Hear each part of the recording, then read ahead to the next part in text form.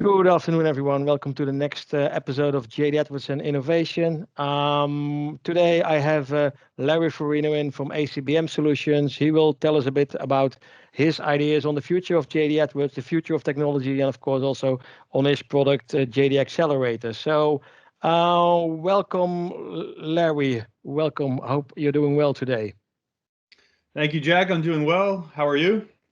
Yeah, I'm great. I'm great. So, yeah, it's nice weather outside. Luckily, spring is coming, so that's good. So, yeah, this is the introduction of the series. We have you today, so maybe you can tell us a bit about the person Larry Furino. Who is it? What is your background at JD Edwards in technology? And then we'll skip it there from moving to your the company introduction also. Sure, sounds good. So, my name is Larry Furino. I've been working with JD Edwards since 2005. I got started actually on the finance and accounting side, doing master data design and conversion. So specifically chart of accounts and business unit organizational design, and then the conversion projects that came out of that. And then from there, I expanded into the other financial modules. After that, I gained a lot of experience in the real estate modules in JD Edwards, but my entire career has really been focused around the JD Edwards product on the financials and the real estate side until 2014 when the Orchestrator first came out. And when the Orchestrator came out, I realized immediately how impactful this technology was going to be. And back then, we didn't have all of the functionality that we have now. We didn't have the nice studio and UI to build all of these things. But we still knew that the Orchestrator was going to be the integration and automation product of the future. And so we jumped on that immediately and have now focused all of our attention and energy on solutions and services around the Orchestrator. Yeah, good. So yeah, you have a more functional background, but you moved into technology. So that's also an advantage now with all those citizen developer tools. That's really on the spot for your person then.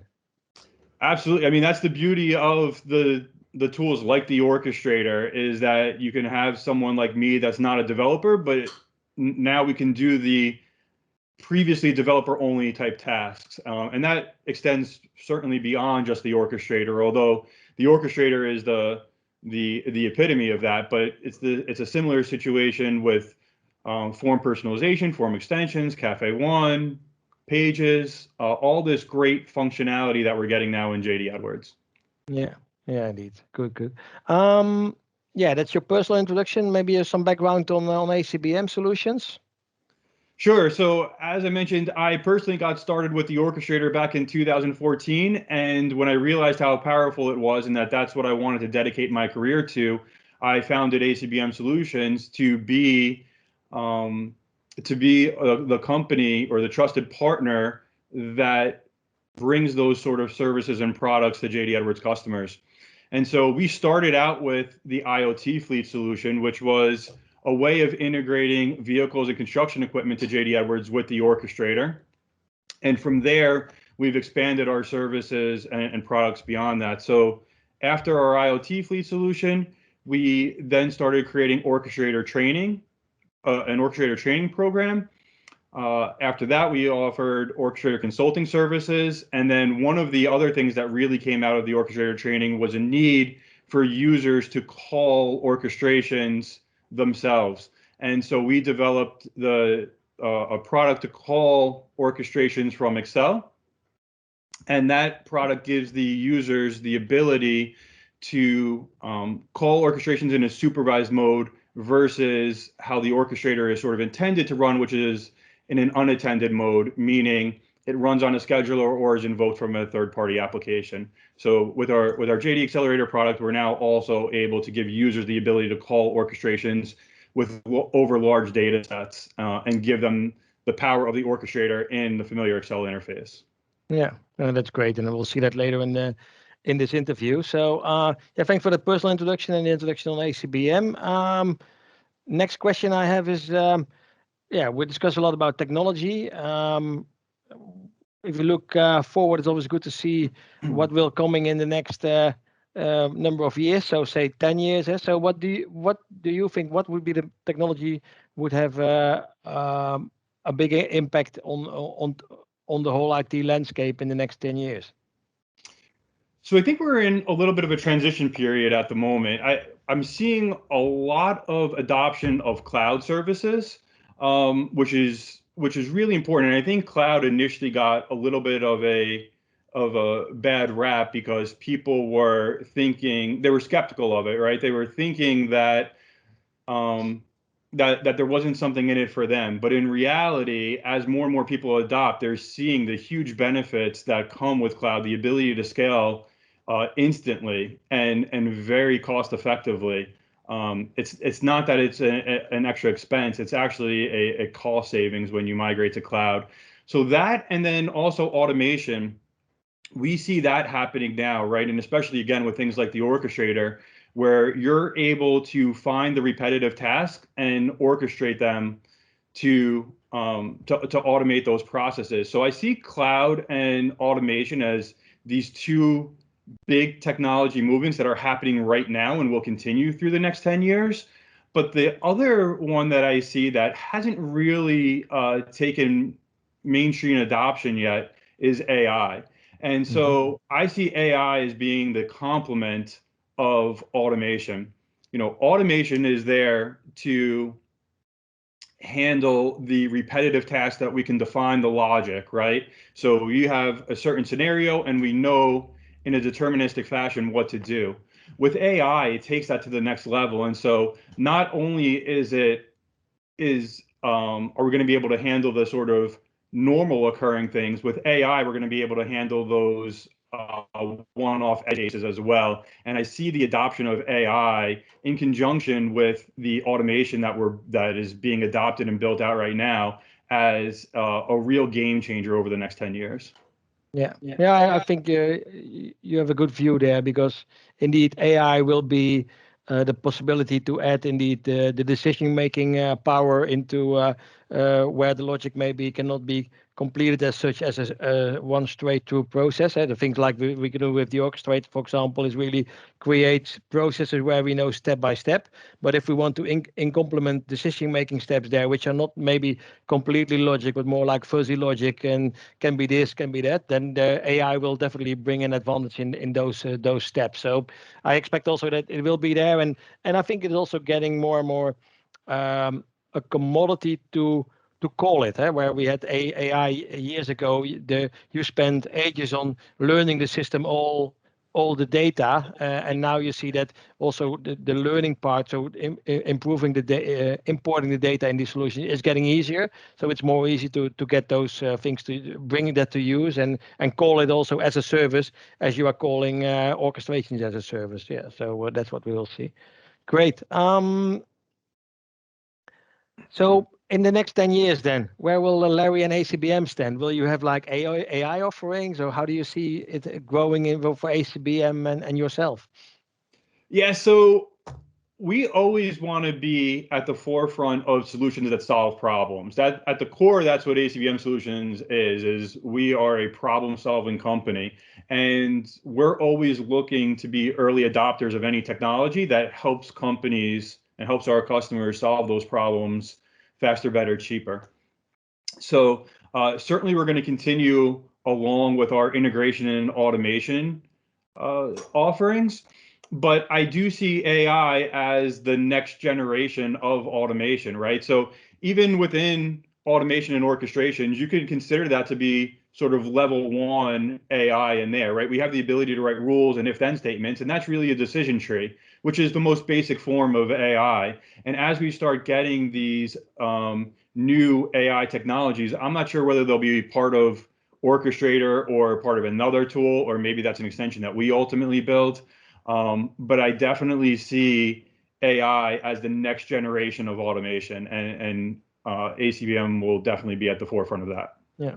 Do you also expect that you will be developing your automation tools and including AI also for other platforms than JD Edwards, or would you say, okay, we have our hands full with all the things we do at JD Edwards, and we see it's still a growing platform. It will stay there for years, so there's no need directly. Yeah, so 10 years is a long time from now, right? So it's difficult to predict where we'll be in 10 years. I think a lot of the things that we've built them in such a flexible way that we would be able to plug them into other systems besides JD Edwards. But at this point, that's where our background and experience and expertise lie. And so we're hyper focused on integration and automation in the JD Edwards space for now. I don't see that changing in the near term, but 10 years from now, like I said, it's a long time, and our tools will certainly be able to accommodate that if we do decide to go in that direction later on. Yeah, good. Yeah, and indeed, 10 years. So JD Edwards made an announcement that so support is extended till 2032. So it's even 11 years from now. So from that point of view, you are in the clear, of course. So what do you expect from JD Edwards in the next 10 years? You see the product already evolving. It's currently exists 44 years. You work for it also with a number of years now. So how do you see that evolving? Yeah, so I think it's going to continue to evolve. I mean, JD Edwards today is virtually unrecognizable from where it was 10 years ago. It's completely different tool set and functionality. Now, the applications and that has largely been unchanged, right? So you know that all that functionality is stable, but the tools and the user experience in JD Edwards is really better than any other ERP system that exists out on the market. And I imagine that in the next 10 years, it's just going to continue to change and evolve and grow.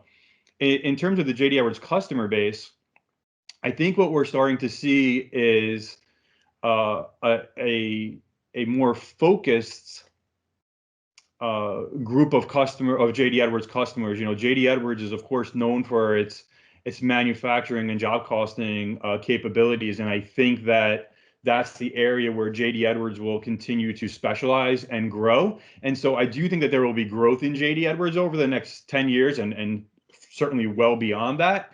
But I think it's going to become more and more focused within the manufacturing and distribution type industries. Yeah. Okay. And on the shorter term, so 10 years and 11 years is a long time for JD Edwards. So in the shorter term, in the next 5 years, what do you expect there to come? Maybe more in detail on some areas where you maybe already have insight from discussions you have, or know that things are planned for research, which of course can never be anything which is in a contract or something. But definitely, we know that there was always discussion on new things. What do you expect in the next 5 years?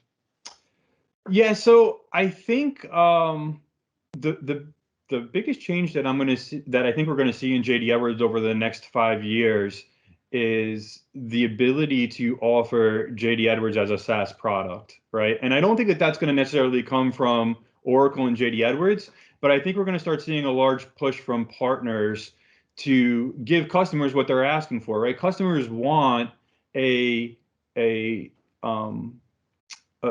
solution for their ERP system where they don't have to make a huge upfront initial investment, and they can treat it as a software as a service like other ERP systems that exist out there today. And I think partners are going to be the ones that usher in that change, and will be able to offer JD Edwards as a service using cloud platforms for the infrastructure. But then when you layer in all the citizen developer tools that we were talking about earlier, you're going to be able to run a vanilla version of JD Edwards on cloud infrastructure that is completely, I'm not going to use the word customized, because we're not actually going to customize JD Edwards in the future. I think what's going to happen is we're going to personalize it using all the citizen developer tools so that customers are going to be able to get the exact experience that they're looking for by using Orchestrator and these other citizen developer tools in a cloud infrastructure with all the scaling and disaster recovery and all that kind of stuff built into it.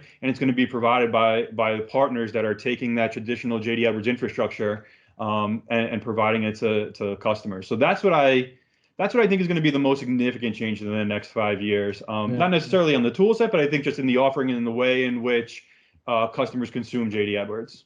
Yeah. I'm not sure if it will be possible, because Oracle is always very reluctant in in opening the JDE Edwards model to be offered as a SaaS model. But indeed, what you see with existing customers, they already paid for it. So why should you rent it if you already paid it? So they only pay maintenance and run, and then we see indeed we run that in the cloud, and then they can easily use it in the way they want. And definitely there is the whole personalization is a big thing to run it, and also combine it with other platforms. I think that's definitely the advantage. If you have something in the cloud, it's quite easy to extend it with other platforms, where something for API automation or a low-code platform or EPM platform or whatever, that will be more and more integrated for sure. And indeed, I hope as a partner that we will be able to offer it as a real SaaS solution in the near future, because that's also what we see in our NetSuite offering. There it's possible. So why should we not be able to do it with JDE Edwards and host it maybe on our own tenant and then give with customers access? So let's wait and see what happens there. A good challenge. So we already touched a bit on citizen development, on personalization, low code. So what do you expect on the user interface of the future, the user role? Do you still expect a number of different applications, or is it something where you say, okay, this will be more like there is something where people go in there and do their task and they don't even know what's underneath? So what is your view on the user interface and the user role of the future? I think the user interface is going to conform to however the users want to interact with JDE Edwards. I mean, even using our Excel product, right? You're able to effectively expose all of the underlying functionality of JDE Edwards from Excel. You can hook up Amazon's Alexa or Google Home to call orchestrations and control JDE Edwards via voice. You can have mobile and web applications that interact with JDE Edwards through orchestration. So I think that there is an unlimited possibility in terms of how users interact with JDE Edwards in the future. And I think that whatever makes life easier and better for the users is what will ultimately happen. I don't think people are going to be logging into JDE Edwards in the traditional way that they've been. I think it's going to be being able to consume JDE data and interact with JDE applications from other applications. Yeah. I think indeed it will be more different ways, and I also don't expect that there will be specific mobile applications or desktop applications, or it will just be all kind of tools which you can use, whether you call up indeed with voice commands, or where you use collaboration tools like Teams or Slack to get data sorted, or whether you have other ways of interacting by maybe indeed calling your orchestration from Excel, or but indeed it will be different for users how they will interact. And also the user interface of JDE Edwards is already changed a lot, and there with things like Cafe One, you already see that you are combining various technologies already in one view if you want. Yeah, absolutely. I mean, I think your example of Slack and Teams and that integration, that's already happening and making sense, and that's where users want to be. Same thing from Outlook or other email clients, from other Office applications. Doesn't need to just necessarily be be Excel through our tool. It could really just be wherever users want to be, and we'll be able to extend JDE Edwards to those areas. Yeah, good.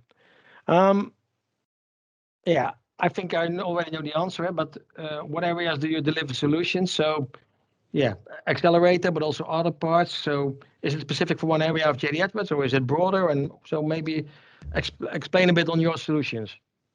Yeah, so we do offer full JDE Edwards consulting services, but our niche, or what we've become known for, is our Orchestrator solutions, right? So anything that has to do with Orchestrator, whether it's integration, automation, testing, mobile apps, any of those types of things, we really have focused our expertise. Yeah, so I'd say that that's really where we're focusing on is integration and automation and trying to deliver the best possible solutions in those areas to our customers. Yeah. Yeah, I think that's a good area, and indeed, and there is nice solutions around it to deliver. Um, so you build solutions, you call orchestration from the outside. You build IO fleet solution in the past. So what innovative technology do you use? Is there a specific technology where you say, okay, that's something where we are standardizing on, or? So we're actually fairly flexible in terms of the technology that we use.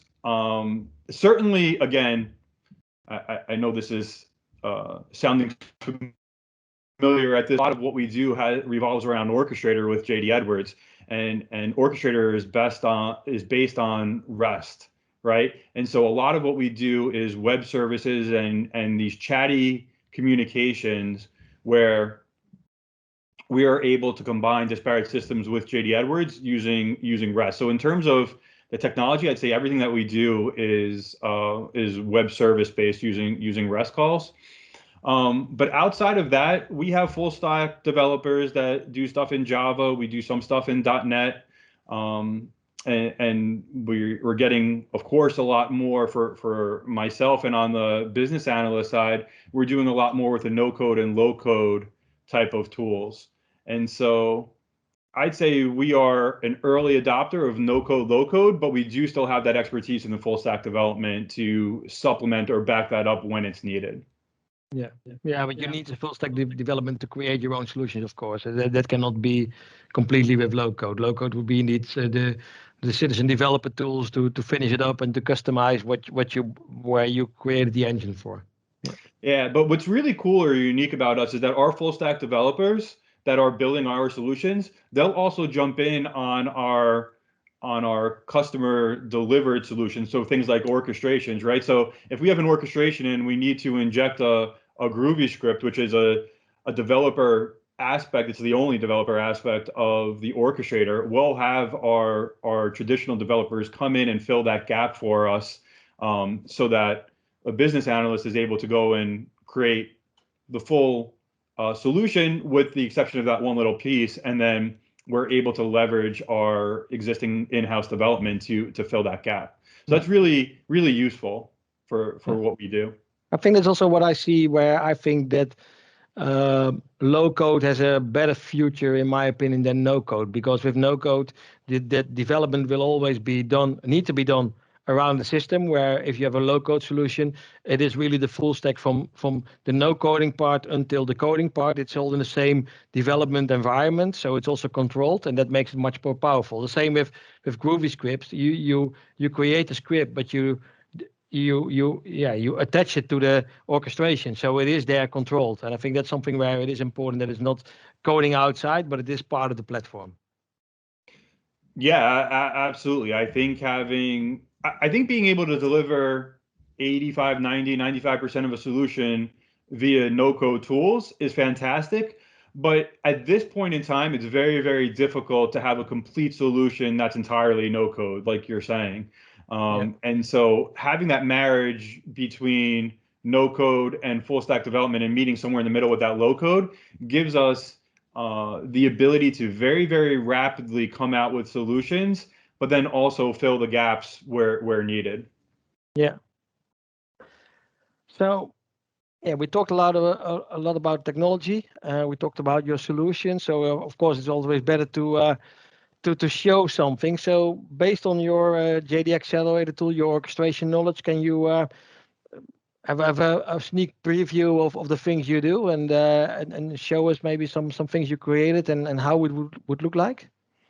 Sure, happy to do that. One of our more popular use cases is for updating advanced pricing, and the reason is because there's not an easy way of doing that in JD Edwards.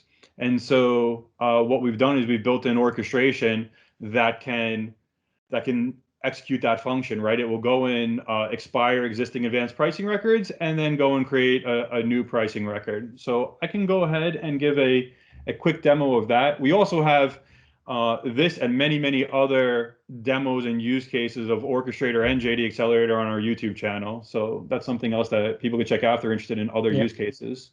Good. Will I stop sharing my screen, or you can already start yours? I'm not sure. Yeah. I will start sharing my screen.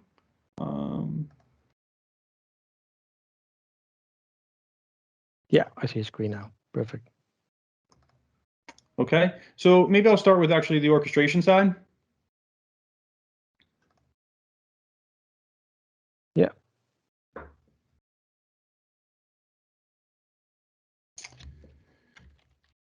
So, and that looks familiar. JD Edwards.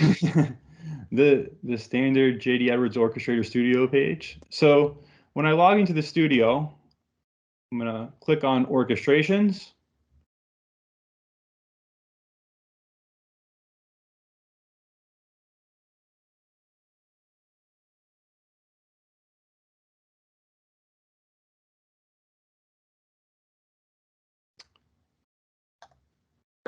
And I'm going to filter my category for some of our demo orchestrations. And the one that we're going to look at is our Add Update Advanced Pricing Orchestration. And so what this orchestration is going to do is it's going to go into the advanced pricing application and find all of the existing records. And here we have a Groovy script, which is going to read through those pricing records and figure out which row needs to be expired, if any. So if it does find a row,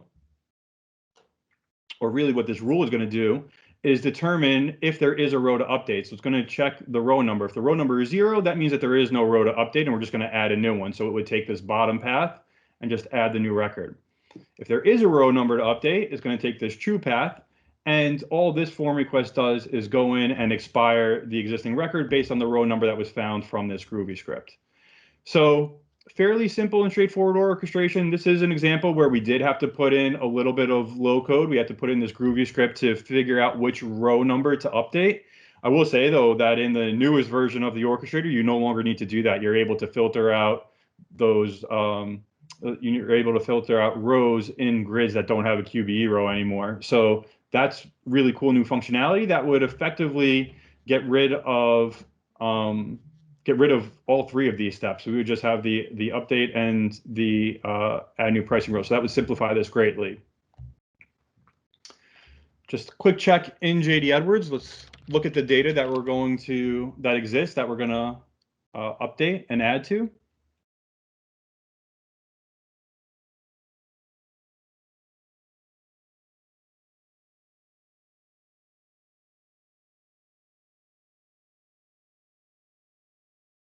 And I'm going to open up our advanced pricing application. I'll put in the adjustment name, a couple other fields. And we can see that we have 4 pricing records here that meet that filter criteria. Mm-hmm. And so in here, here's all of our 4 records. And so what we want to do is expire them and create new records for new pricing going forward. So let's open up Excel. And this is our JD Accelerator product. So once you install this product, which takes about 30 seconds to install, it's just a regular Windows installer, you'd enter in your license information in this screen, and then you would set up your connection to the AIS server, and that's where your orchestrations live, right? So you just simply set up your server name and port and your JD Edwards username and password. Based on that, you got a list of all of the orchestrations that have been published to you. You can see we have quite a few here. And what we wanted to do is figure out a better way of navigating these. And so what we did was leverage the category capabilities of orchestrations that exist there. So you can see here's my JDX demo category, and inside here I have my add update advanced pricing orchestration. This is the same one that we were just looking at. Yeah. And this happens completely automatically, right? So the tool is able to go out, find the list of all the orchestrations that are available, and find all the inputs and outputs for that orchestration. So when I click create template, it's dynamically creating this template here in Excel. There's nothing that needs to be set up or developed or installed or any of that stuff. It just happens all dynamically. If you go and make a change in the orchestrator, it will automatically be reflected here, whether that's a new orchestration or changing an existing orchestration. It doesn't matter. It'll just show up here automatically without any other intervention on the user's part. So I'm going to enter the information that we need to update our record. So I'm using the same adjustment name, item number, and service package that we used for filtering.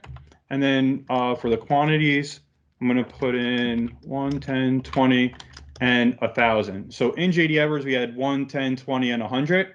I'm going to add 1,000 over here so that we can leave the 100 record alone and see what that looks like and just add a brand new one for the 1,000. And then for the new prices, we'll do 99, 8,900, 8,400, and 7,900. And that's it. Once our data is here and ready to go, I simply click Call Orchestration.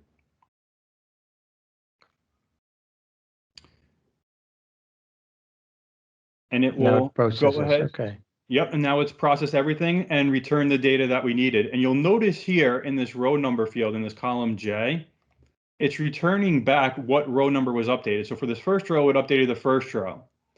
For the second one that we have here, it's updating the third row in the grid. And that's because this first row created a new record, right? So it moved everything down one.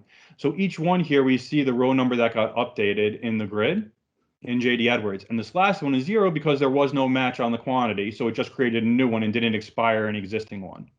Let's go take a look back in JD Edwards. And you can see now we have our 8 records here.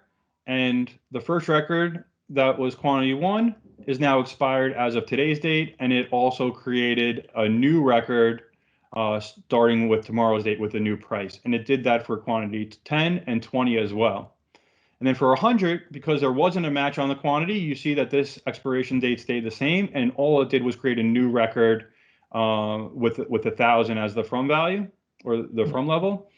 And the effective date starting tomorrow.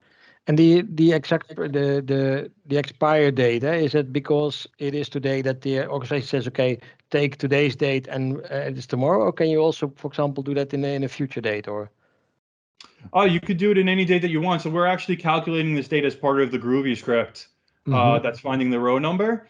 So you can make this be any day that you want, or you could have it be an input date. So we could very much say what is the effective date and the expired date for that matter, and let the user define that if they want it. So it's completely configurable based on what you want to do.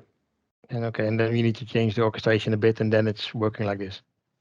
Yep, it's probably a 5 or 10 minute change to the orchestration. So very, very quickly and very, very easily, you can get any sort of functionality that you want. Yeah, great. So that's it looks so easy here when you show it, and I know that a lot of companies struggle a lot with this to update this advanced pricing, item records, and all kind of things where they manually update, go into JD Edwards, do a lot of screens, and now it's just like, okay, putting them in Excel, and often they're already prepared in Excel. So if you say, okay, use the right format in Excel, if you deliver it to us, it's quite an easy upload now, where it's probably to take hours or days to upload a huge amount of records manually. Yeah, that's exactly right. I mean, the best compliment we ever got is I was doing a demo, I think it was last month sometime, and I showed this to somebody, and they were silent for a minute, and I asked them for their feedback, and they said, this is like magic. Like, we don't know how it's working. And I went through, of course, and showed them the orchestration and everything, but they were so amazed at how long the process was taking them currently and how much time it's going to save them going forward. Hundreds and sometimes thousands of hours can be shaved off by just a simple orchestration and the JD Accelerator tool. Yeah. Incredibly powerful. Good. So, conscious of the time, is there anything else you want to show, or I think it is it's already showing a nice teaser for people. So yeah, I think this is a good introduction to what we're doing, but I would like to just kind of make the point that the orchestrations can work over any standard or custom application, which means, of course, JD Accelerator can work from any standard or custom application. And not only that, it doesn't have to be interactive applications. It could be batch applications. We have customers that are creating orchestrations that run reports, and they're feeding data selection and processing options, and even notification email addresses in from Excel, and using that as the vehicle to input all of the data. You could even use it to input data that call connectors to bring some data in from third-party external applications. So literally anything that you can do with an orchestration, you can call from JDE Accelerator and use that as your mechanism of inputting the data. So any standard, any custom application, interactive, batch, connectors, anything that you needed to do, we have customers that are doing it with Orchestrator and JDE Accelerator. Yeah, that's great. So yeah, once again, Larry, I want to thank you for spending time with me, discussing these nice topics on technology, and also showing a bit on the JDE Accelerator. I know it is a great tool. It has a great use case. There definitely it is something to save a lot of time by customers. So it's an easy business case in implementing and buying such a tool. So thank you. Yeah, if people want to know more, they can contact me or you through email. So they're on the screen now, so you can call us there. And if there's anything else, so reach out to us. We look forward to discuss further with you, and definitely we can give also more, show you more business cases with the tooling. So if you're interested, contact with us. So yeah, Larry, thanks for now. I hope you have a great day. It was good talking to you. And if there's any last comment from your side? Thank you, Jack. It was great talking to you as well. And my last comment is just for everybody to get out there and automate the manual mundane processes, because employees don't like doing it, and it's costing a lot of time and money, and people's time is better served doing the value added stuff versus the repetitive type of tasks. Yeah, really, and I think that's the main statement of today. Indeed, there is a lot of things to automate and save time and save your business a lot of time, and also improve the quality of the manual processes. So, thank you for this. Enjoy your day, and we talk soon. Thank you, Larry. Bye. Great, thank you, Jack. Bye.